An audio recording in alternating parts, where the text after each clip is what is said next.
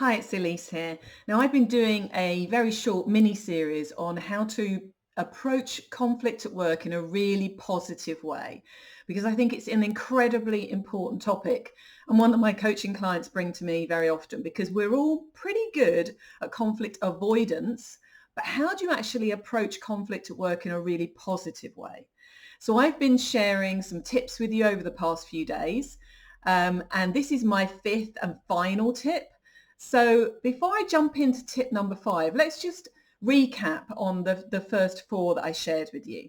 So the first one was all about not avoiding the conflict in the first place, because conflict is insidious. It's going to fester. It's not going to go away. And if we don't approach it in a positive way, then it's going to undermine our confidence in ourselves and our ability to step forward into courageous situations. So that was my first tip. My second tip then was to not take it personally. Now, I think that we do this way too often. We make the conflict about us in our head when it's really not about us at all. So don't take it personally was my second tip. My third tip was all about empathy. Now, taking a walk in somebody else's shoes and really thinking from a situation from their point of view helps us to shift our energy before we go into a difficult conversation and helps put their thoughts, their challenges at the center of our minds rather than our own.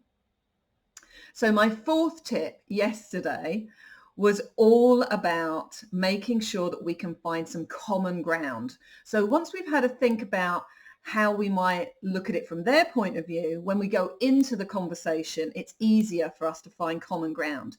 Now, we may not find that straight away in the ultimate solution that we're looking for, but we should be able to find some common ground in the way we approach the solution or the values that we share in how we might talk about finding a solution to a challenge.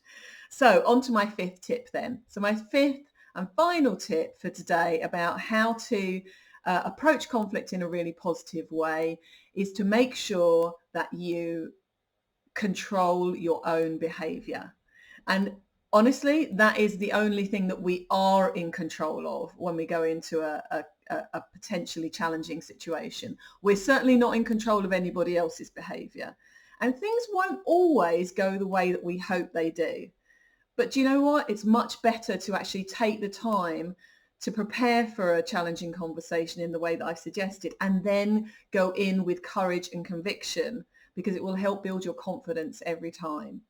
So if things do go wrong and it does get frustrating and emotional in that challenging situation, then don't blame yourself, because you've done all of the preparation, and make sure that you are in control of your own behavior, because that's all we are in control of.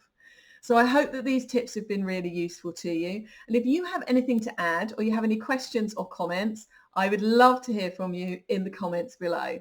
Until next time.